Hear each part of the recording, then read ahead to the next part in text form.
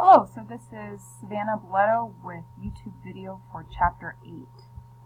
So what we're trying to do here is create a reverse sentence. So if it was hello there, we get pretty much starting with E here and going backwards this way. So first of all, I start with my reverse function here from a previous problem. But what this function does is just returns the reverse of its string argument. So if, for example, I have good in here, and if we run this, we'll get doog. What I first do is I find the word length of the word.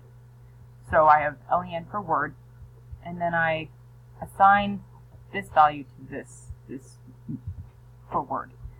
So this word here, the word length, which we already know, that's going to be our start.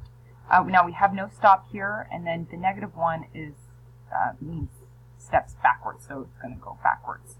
And so when we return this, which is now this, when we return word, we'll get the opposite of that. So if we go ahead and run this, we get the other part too, but we have do. It's the main part that we care about right now. So then now we want to reverse a whole sentence.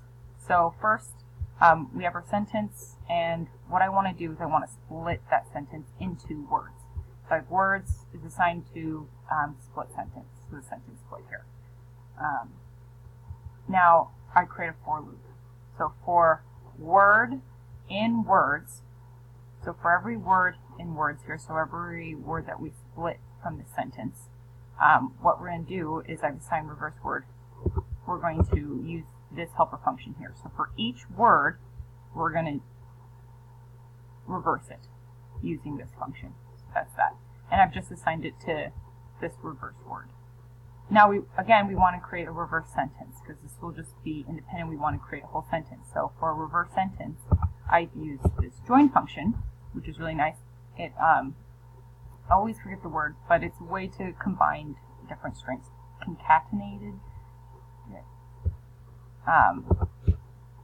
But so what we do is we then join the reverse word together to create the reverse sentence. Now we have to have this here. Now if let's say we put an A in here, there would be an A between each one here. So if we go ahead and run this, you'll see it'll be like, yeah, see, so there's an A between each of the separate characters here. So that's why we have this here.